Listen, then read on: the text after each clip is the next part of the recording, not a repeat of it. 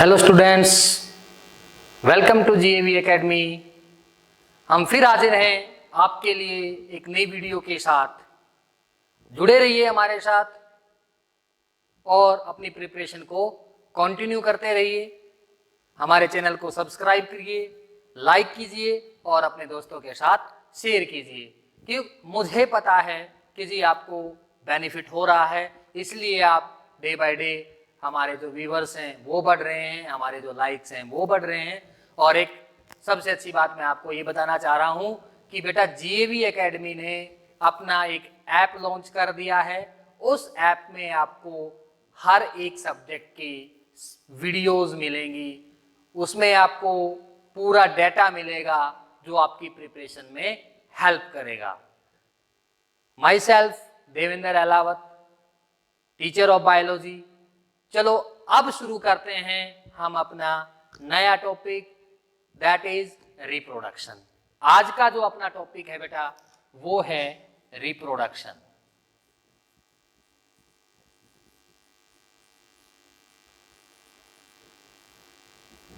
क्या होता है ये रिप्रोडक्शन? रिप्रोडक्शन एक बायोलॉजिकल प्रोसेस है जिसमें लिविंग बीइंग प्रोड्यूस करता है ऑफस्प्रिंग। सिंपल बात करें तो जो लिविंग बीइंग है अपने जैसी संतान को प्रोड्यूस करता है, बच्चे पैदा करता है, वो प्रोसेस कहलाता है बेटा reproduction. The biological process in which living being produce fertile offspring. Fertile का मतलब क्या है? मैंने फर्टाइल वर्ड क्यों बोला? फर्टाइल का मतलब ये है बेटा कि जो ऑफस्प्रिंग, जो बच्चे, जो चाइल्ड लिविंग बीइंग ने प्रोड्यूस किए वो फ्यूचर में जाकर के एक पर्टिकुलर एज के बाद रिप्रोडक्शन करते हैं, इसलिए ये फर्टाइल वर्ड यूज किया गया बेटा। अब देखिए, आप देखते हो बच्चे का जन्म होता है, बच्चा ग्रो करता है, अडल्ट होता है, देन उसके बाद ओल्ड एज हो जाता है एंड देन डेथ। तो ये पूरा जो टाइम पीरियड है उसको कहा जाता है लाइफ स्पैन। उसको कहा जाता है लाइफ स्पैन। क्या बताया बेटा? The time period, the time period from birth to natural death. Natural death, that is called life span. ये जो लाइफ स्पैन है बेटा ये स्पीसीज टू स्पीसीज वेरी करता है। कुछ में ये फ्यू वीक्स का होता है, कुछ स्पीसीज के अंदर ये कुछ डेज का होता है, कुछ स्पीसीज के अंदर ये मंथ का होता है, कुछ स्पीसीज के अंदर ये ईयर का होता है। फॉर एग्जाम्पल हम बात करते हैं, जैसे हम बात करें बटरफ्लाई की बेटा, बटरफ्लाई, इसका जो लाइफ स्पैन होता है वो होता है बेटा 1 to 2 वीक्स ओनली। 1 से 2 सप्ताह का इसका जो है लाइफ स्पैन होता है। फ्रूट फ्लाई की जब हम बात करते हैं, फ्रूट फ्लाई का जो लाइफ स्पैन है वो ओनली 13 डेज का होता है बेटा, 30 डेज का, केवल 30 दिन का, केवल 30 दिन का लाइफ स्पैन है। राइस की बात करें, व्हीट की बात करें तो राइस का जो लाइफ स्पैन होता है वो होता है 3 से 4 मंथ का बेटा, 3 to 4 मंथ, 3 to 4 मंथ। अब हम हायर एनिमल्स के अंदर आ जाते हैं। फॉर एग्जाम्पल काऊ की हम बात करते हैं। काऊ का जो लाइफ स्पैन होता है बेटा वो होता है 20 to 25 years, 20 to 25 years. Human being की बात करें तो ह्यूमन बीइंग्स का जो लाइफ स्पैन बताया गया है वो 100 ईयर बताया गया है बेटा। ह्यूमन बीइंग का, मैन का कितना बताया गया बेटा? ह्यूमन बीइंग का जो लाइफ स्पैन बताया गया है वो बताया गया है 100 ईयर्स। एलिफेंट की बात कर लेते हैं, एलिफेंट की बात कर लेते हैं। एलिफेंट का जो लाइफ स्पैन होता है वो होता है 60 to 90 ईयर्स, 60 to 90 ईयर्स। तो इसलिए मैंने कहा कि जो लाइफ स्पैन है वो वेरी करता है species to species, few week से लेकर के few days, then month, then years. ये एग्जाम्पल आपके सामने हैं कि बटरफ्लाई 1 से 2 सप्ताह तक जीवित रहती है, इसमें वो अपना सारा काम करेगी, उसका बर्थ भी हो जाएगा, वो यंग वन भी हो जाएगी, वो रिप्रोडक्शन भी कर लेगी एंड उसकी डेथ भी हो जाएगी। तो ये सारी की सारी चीजें लाइफ स्पैन के अंदर आती हैं। इसलिए मैंने कहा कि लाइफ स्पैन वेरी करता है स्पीसीज टू स्पीसीज, अलग अलग स्पीसीज में अलग अलग होता है। एग्जाम्पल के तौर पे मैंने ये चीज बता दी। अब प्लांट की बात करते हैं। प्लांट में बेनियान ट्री की बात करते हैं। बेनियान ट्री, बरगद का पेड़। जी हाँ, बेनियान ट्री, बरगद का पेड़। ये पेड़ बेटा 300 से 500 साल तक जीवित रहता है। 300 to 500 ईयर और इवन मोर, इससे ज्यादा भी ये जिंदा रह सकता है। तो ये लाइफ स्पैन है कि सीड का जर्मिनेशन हुआ, प्लांट की ग्रोथ हुई, प्लांट जो है यंग हुआ, उसके बाद जो है ट्री में कन्वर्ट हुआ और उसके बाद फिर सेनेसन एंड देन डेथ। तो ये पूरा का पूरा प्रोसेस इतने लंबे टाइम का होता है। ये है लाइफ स्पैन। अब हम बात करते हैं अपने मेन टॉपिक की, that is reproduction. That is reproduction. क्या बताया बेटा मैंने रिप्रोडक्शन की? Biological process in which living organism produce fertile offspring. Definition आप लिख सकते हो कि it is biological process, biological process in which living organism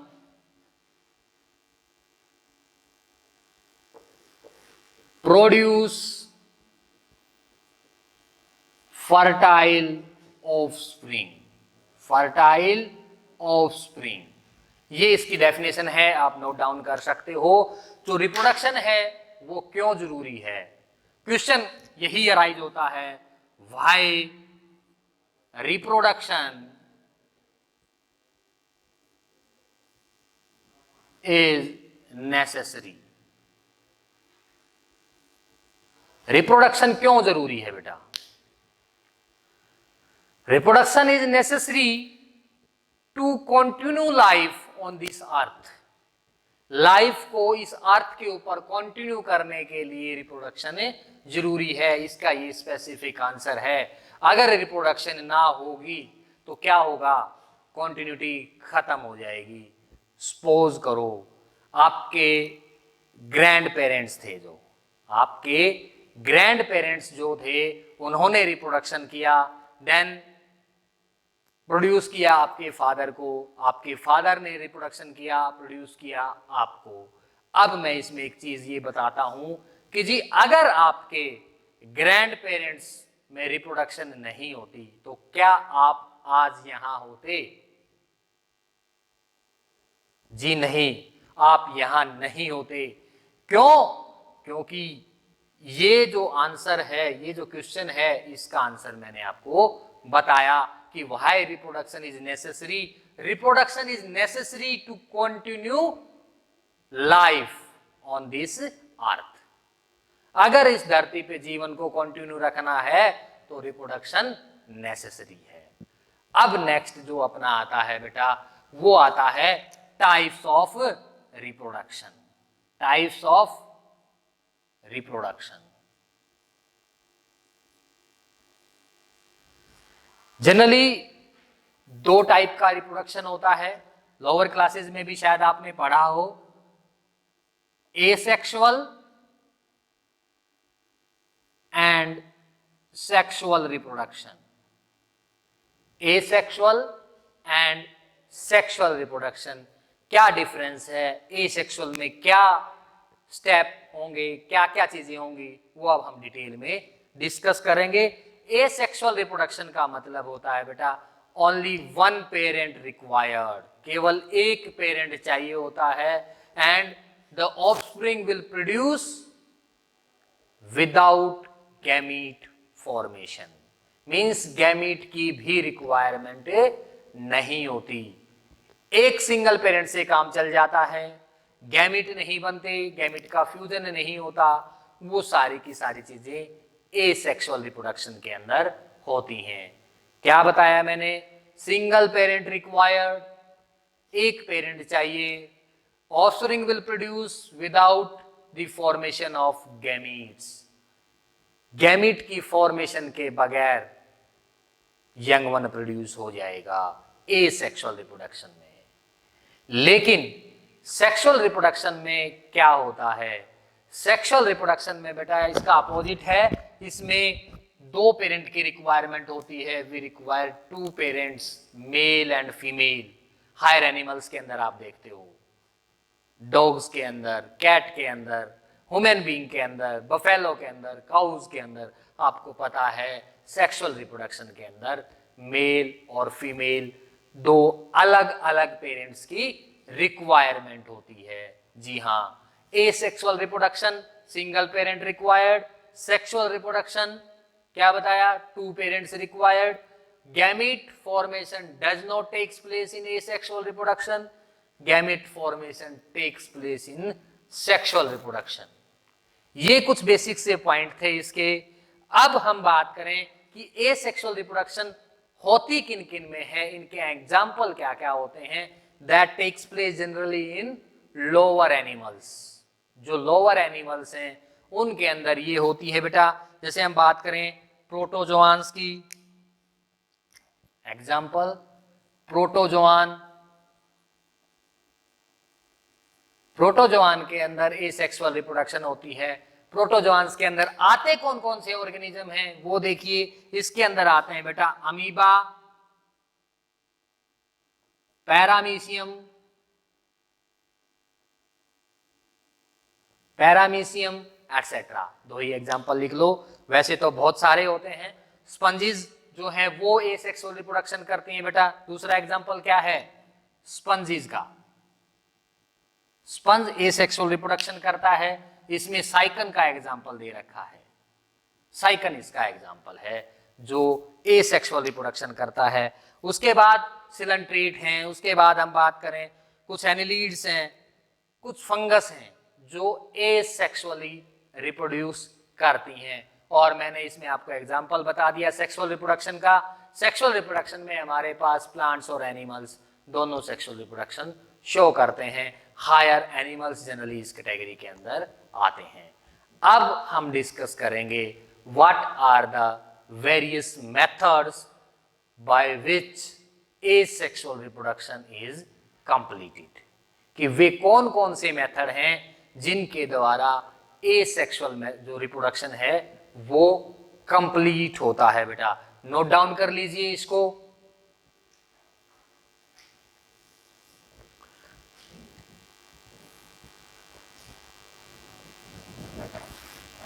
अब हम डिस्कस करेंगे बेटा वेरियस मेथड जिनके द्वारा एसेक्सुअल रिप्रोडक्शन होता है, एसेक्सुअल रिप्रोडक्शन होता है। मेथड्स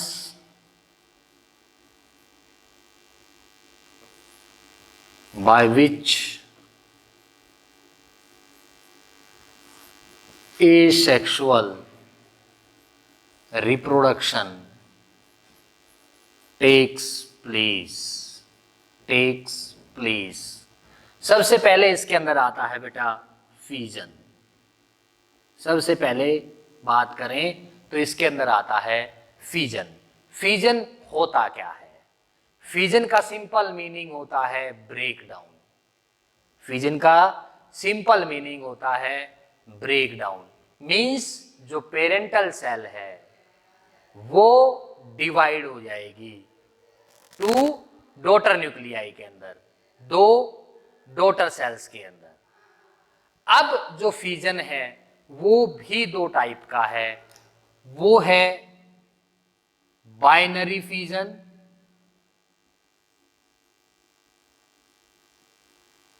और मल्टीपल फीजन। मल्टीपल फीजन जी हाँ, binary fission and multiple fission. As the name indicate bi का मतलब होता है बेटा टू। तो इसमें क्या होता है कि पेरेंटल जो सेल है, parental cell divided into two equal half. Parental cell दो डॉटर सेल देगी बाइनरी फिजन में। क्या बताया कि parental cell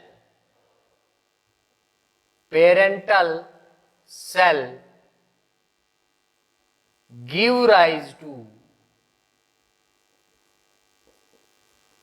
to equal half. दो इक्वल हाफ देती है, या दो डॉटर सेल आप कह सकते हो, daughter cell. For example amoeba. इसका एग्जाम्पल क्या लिया बेटा हमने? अमीबा। अमीबा हमारे पास जो है सिंगल पेरेंट है, प्रोटोजोआन के अंदर आता है, मैंने अभी बताया आपको। तो यहां पे क्या होगा, इसके अंदर एक पर्टिकुलर डिवीजन होगा जिसको हम क्या बोलते हैं बेटा? जिसको हम बोलते हैं माइटोसिस। और वो माइटोसिस इसको डिवाइड कर देगा दो डॉटर सेल के अंदर, लाइक दिस। दो डॉटर सेल के अंदर इसमें क्या हुआ? माइटोसिस। माइटोसिस इक्वेशनल डिवीजन होता है। इक्वेशनल डिवीजन क्यों कहते हैं इसको? क्योंकि बेटा जो जितने number of chromosome parent cell के अंदर प्रेजेंट हैं, सेम क्रोमोजोम कहां होंगे? डॉटर सेल्स के अंदर होंगे। सेम क्रोमोजोम कहां होंगे? डॉटर सेल्स के अंदर होंगे। ठीक है बेटा, सेम क्रोमोजोम डॉटर सेल्स के अंदर होंगे, इसलिए इसको कहा गया इक्वेशनल डिवीजन। इनमें कोई चेंज नहीं होगा, और these are the exactly similar to their parents. ये जो डॉटर सेल्स होंगी अपने पेरेंट्स से एग्जैक्टली सिमिलर होंगी। आई होप आपको बाइनरी फिजन समझ में आया होगा। कि बाइनरी फिजन एक बार फिर रिवाइज में आपको करा देता हूं कि क्या होता है बाइनरी फिजन। बाइनरी फिजन में जो पेरेंटल सेल होती है बेटा, वो डिवाइड होकर के दो डॉटर सेल्स देगी, और ये दोनों डॉटर सेल्स इक्वल होंगी पेरेंट से, सिमिलर होंगी पेरेंट से। नंबर ऑफ क्रोमोजोम जो है वो सिमिलर होंगे पेरेंट से। क्लियर है? अब मल्टीपल की बात कर लेते हैं। अब मल्टीपल की बात कर लेते हैं। मल्टीपल का मतलब होता है मैनी। मल्टीपल का मतलब होता है many. This mean parental cell give rise to many daughter cell. बहुत सारी डॉटर सेल देती हैं, इसलिए इसको कहा गया मल्टीपल। ये देखिए, ये अपने पास पार्टिकुलर प्लाज्मॉइड है,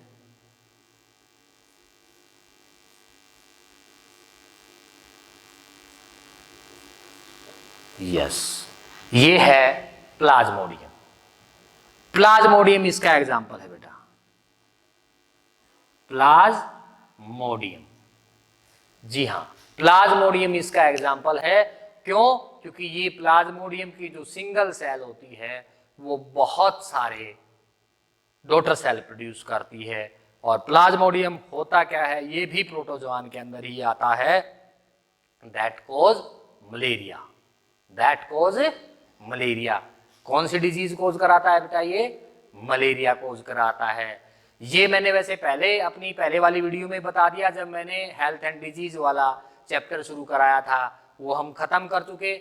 उसके लिए आप हमारी जो है पुरानी वीडियो देखिए, उनका जो लिंक है हमारे सब्सक्रिप्शन में दिया गया है, या जीएवी चैनल को आप सब्सक्राइब करिए, वो आपको हमारी सारी पुरानी वीडियो उसके अंदर मिल जाएंगी। हेल्थ एंड डिजीज वाले चैप्टर में, व्हाई डू वी फॉल वाले चैप्टर में ये कंप्लीट हो चुका है हमारा चैप्टर।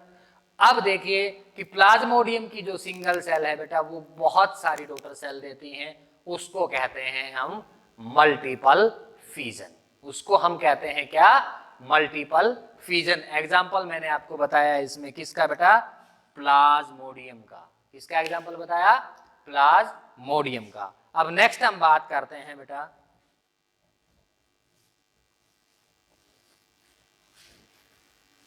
नेक्स्ट जो मेथड आएगा इसमें आता है बडिंग। नेक्स्ट जो मेथड आता है बेटा वो आता है budding. As the name indicate budding. Budding का मतलब क्या होता है कि बड बनती है, कोई वेजिटेटिव जो पार्ट है वो ग्रोथ करता है, एक आउट ग्रोथ निकलती है पेरेंटल बॉडी के ऊपर, एक आउट ग्रोथ, बड आउट ग्रोथ निकलेगी, उसको कहते हैं हम बडिंग। कि ये वो प्रोसेस है जिसमें जो डॉटर ऑर्गेनिज्म होगा is formed from small projection called bud. क्या बताया कि in this daughter organism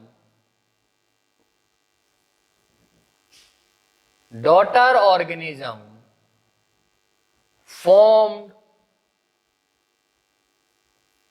from an outgrowth on parental body called budding। इसको कहते हैं बेटा बडिंग। समझ में आया? इसका एग्जाम्पल आपने देखा होगा, लोअर क्लासेस में भी पढ़ा होगा कि जो यीस्ट है वो यूनिसेलुलर फंगस है, उसके बॉडी के ऊपर इस तरह से आउटग्रोथ होती है, इसको कहते हैं बेटा बड। ये जो बड है that will grow and grow. ये बड क्या होगी बेटा? ग्रो करेगी। ये बड क्या करेगी? ग्रो करेगी। When it become mature then detach from the plant या पेरेंटल बॉडी, डिटैच हो जाएगी, टूट जाएगी, अलग हो जाएगी और क्या देगी? ये न्यू ऑर्गेनिज्म। ये जो बड बनी है अब एक्ट करेगी न्यू ऑर्गेनिज्म के लिए, या कह सकते हैं कि ये एक्ट करेगी डॉटर सेल के जैसे। तो ये था बडिंग। बडिंग जो है बेटा दो टाइप का होता है। बडिंग जो है वो दो टाइप का होता है। इसमें हम बात करें कौन कौन सी टाइप है? एक है एक्सटर्नल बडिंग, दूसरी है internal budding. External budding and internal budding. ठीक है बेटा? एक्सटर्नल बडिंग और इंटरनल बडिंग का मतलब क्या है वो देखिए। टाइप्स ऑफ बडिंग की बात करेंगे अब हम यहां पे। Types of budding.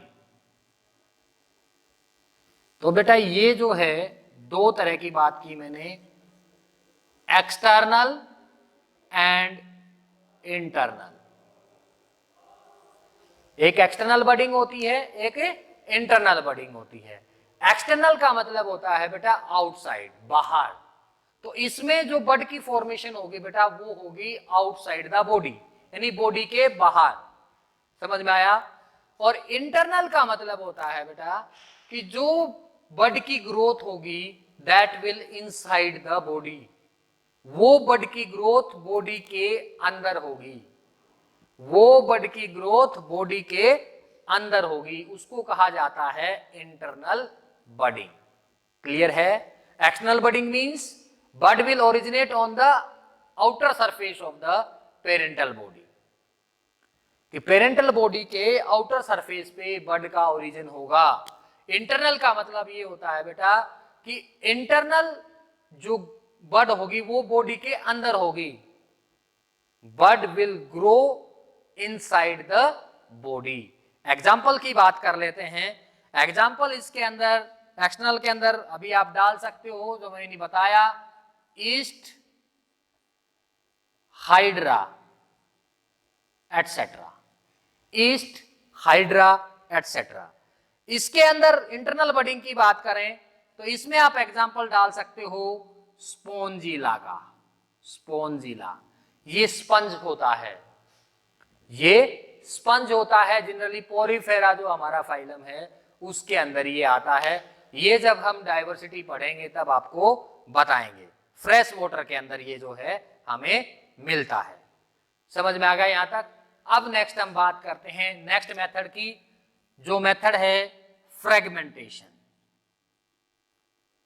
Fragmentation, fragmentation का मतलब होता है बेटा टुकड़े। तो जो पेरेंटल बॉडी होती है that will break down into fragment, वो टुकड़ों में टूट जाती है। And each fragment have the ability to develop into the complete new organism. ये केस जो है जनरली प्लांट के अंदर हमें देखने को मिलता है। Fragmentation, the process by which parental body break down into fragment and each fragment have the ability to develop into new plant or a organism. Example हम बात करें इसमें ऑसिलेटोरिया, अल्थ्रिक्स,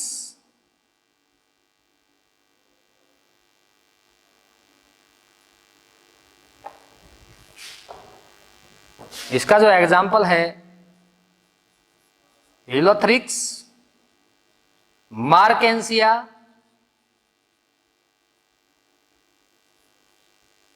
एटसेट्रा, ये इसके एग्जाम्पल है बेटा।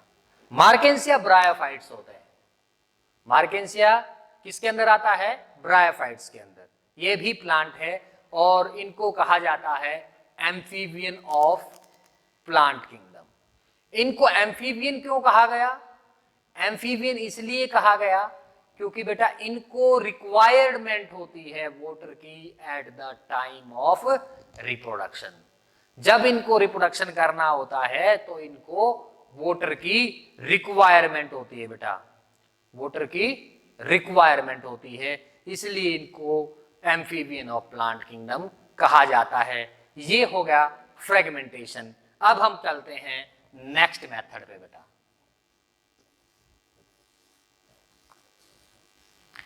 नेक्स्ट जो मेथड है वो होता है asexual reproduction through spore. Asexual reproduction के अंदर हम बात करेंगे नेक्स्ट मेथड की, वो है रिप्रोडक्शन थ्रू स्पोर्स। स्पोर के थ्रू रिप्रोडक्शन होता है बेटा कि जो फंगस हैं या हम बात करें सिंपल प्लांट हैं लाइक एल्गी, फंगस और एल्गी जो हैं वो रिप्रोडक्शन करते हैं किसके थ्रू? स्पोर्स के थ्रू बेटा। किसके थ्रू? स्पोर्स के थ्रू। और ये स्पोर जर्मिनेट करेंगे फेवरेबल कंडीशंस के अंदर, और फेवरेबल कंडीशंस के अंदर जब ये जर्मिनेट करेंगे तो हमें न्यू प्लांट मिल जाते हैं बेटा। स्पोर जो हैं वो दो तरह के बताए जाते हैं भाई। एक है मोटाइल स्पोर और दूसरा होता है नॉन मोटाइल स्पोर। मोटाइल का मतलब क्या है? मोटाइल का मतलब ये होता है बेटा ये स्पोर मूव कर सकते हैं वाटर बॉडीज के अंदर। अब मूव कर सकते हैं तो इनके पास क्या है? जनरली फ्लैजेला प्रेजेंट होते हैं। They have flagella. Motile spore क्यों है? They can move. ये मूव कर सकते हैं with the help of specific structure that is known as a flagella. तो ये जनरली क्या होते हैं? बाई फ्लैजिलेटेड होते हैं। फ्लैजिलेटेड क्या होते हैं? बाई फ्लैजिलेटेड मींस दो फ्लैजिला इनके पास प्रेजेंट होते हैं। और इसका जो एग्जाम्पल होता है वो होता है जूस्पोर। वो एग्जाम्पल क्या है? जूस्पोर। ठीक है, वो एग्जाम्पल है जूस्पोर। ये जनरली एल्गी के अंदर पाए जाते हैं बेटा। जूस्पोर एल्गी के अंदर पाए जाते हैं। वोलवॉक्स का आपने नाम सुना होगा। जो अपने गांव में आप तालाब देखते हो जिसमें आप भैंसों को पानी पिला करके लेकर के आते हो, अपने कैटल्स को लेकर के जाते हो, वहां पे ग्रीन कलर की कवरिंग होती है कई बार उस वाटर बॉडी के अंदर, उसमें क्या होता है, वो वॉलवॉक्स होती है, ग्रीन एल्गी होती है, और वो कॉलोनी की फॉर्म में होती है बेटा। वो पूरे के पूरे वाटर सरफेस को ग्रीन कर देती है। उनके पास जो फ्लैजेला होते हैं दो, और जो स्पोर होते हैं वो होते हैं जूस्पोर। अब फंगस की बात कर लेते हैं। पेनिसिलियम की बात करें। पेनिसिलियम नाम आपने सुना है। पेनिसिलियम जो फंगस है जनरली यूज की जाती है एज एन एंटीबायोटिक्स, एंटीबायोटिक्स की फॉर्मेशन के लिए। पेनिसिलियम के पास नॉन मोटाइल स्पोर होते हैं, मींस इनके पास फ्लैजेला नहीं होते।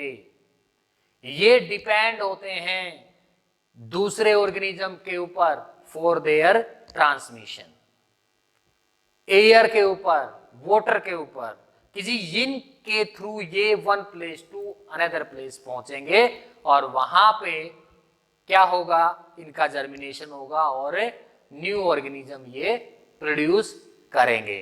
समझ में आया कि स्पोर क्या है? स्पोर वो यूनिट है जिसके द्वारा नया प्लांट और ऑर्गेनिज्म की फॉर्मेशन होती है। यहां पे स्पोर दो तरह का मैंने बताया, मोटाइल और नॉन मोटाइल। जिसके पास फ्लैजेला प्रेजेंट होता है बेटा वो होता है मोटाइल स्पोर, और जिसके पास फ्लैजेला प्रेजेंट नहीं होता वो होता है नॉन मोटाइल स्पोर। इसमें हम एग्जांपल की बात करें तो कोनिडिया जो स्पोर होते हैं, ओइडिया जो स्पोर होते हैं, क्लेमाइडोस्पोर,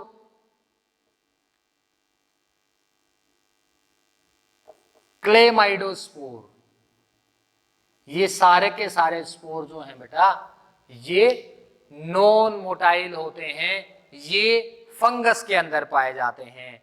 देन लास्ट जो मेथड है वो अपना है वेजिटेटिव प्रोपगेशन, यानी reproduction through vegetative part. Vegetative propagation, propagation. Vegetative propagation से मतलब ये होता है बेटा कि प्लांट का वेजिटेटिव जो पार्ट है, मींस रूट, स्टेम, लीव्स, इनके थ्रू रिप्रोडक्शन होता है, इनसे नया प्लांट मिलता है, उसको कहते हैं वेजिटेटिव रिप्रोडक्शन। वेजिटेटिव पार्ट की बात करें, स्टेम, रूट, लीव्स, बेटा ये रिप्रोडक्शन कराते हैं। बात करें पोटैटो की, पोटैटो क्या है? मॉडिफाइड स्टेम है। पोटैटो क्या है? मॉडिफाइड स्टेम है, और ये रिप्रोडक्शन करता है। आपने अपने किचन के अंदर देखा होगा कई बार इसके ऊपर ग्रीन कलर की बड टाइप ओरिजिनेट हो जाती हैं, बड ओरिजिनेट हो जाती हैं। अगर इसको शॉन करेंगे तो ये बड ग्रो करेंगी और हमें न्यू जो पोटैटो हैं वो मिलेंगे। रूट की बात करें तो स्वीट पोटैटो, स्वीट पोटैटो क्या होता है? स्वीट पोटैटो स्करगंद का आपने नाम सुना होगा और खाया भी है। तो ये स्वीट पोटैटो मॉडिफिकेशन है रूट की, ये मॉडिफिकेशन है रूट की। ये भी वेजिटेटिव पार्ट है और इससे नया प्लांट हमें मिलता है। नाम सुना होगा आपने ब्रायोफाइलम, ब्रायोफाइलम। ये जो ब्रायोफाइलम है इसके जो लीव्स हैं बेटा, उन लीव्स के ऊपर स्पेसिफिक बड होती हैं, और जब ये जो लीव्स हैं डिटैच हो जाते हैं पेरेंटल बॉडी से, ट्री से, प्लांट से, और जब ये नीचे धरती पे आते हैं, सॉइल के टच में आते हैं, तो ये बड जो हैं एडवेंटिसिस रूट एंड स्टेम की फॉर्मेशन कर देती हैं। इस तरीके से ये वेरियस मेथड हमने आपको बताए एसेक्सुअल रिप्रोडक्शन के। नेक्स्ट वीडियो में हम डिस्कस करेंगे सेक्सुअल रिप्रोडक्शन के मेथड्स कौन कौन से हैं। सो बने रहिए हमारे साथ, जुड़े रहिए, हमारे चैनल को सब्सक्राइब करिए, हमारे चैनल को लाइक कीजिए और अपने दोस्तों के साथ शेयर कीजिए, और अपनी प्रिपरेशन को कंटिन्यू जारी रखिए हमारे साथ। Thank you.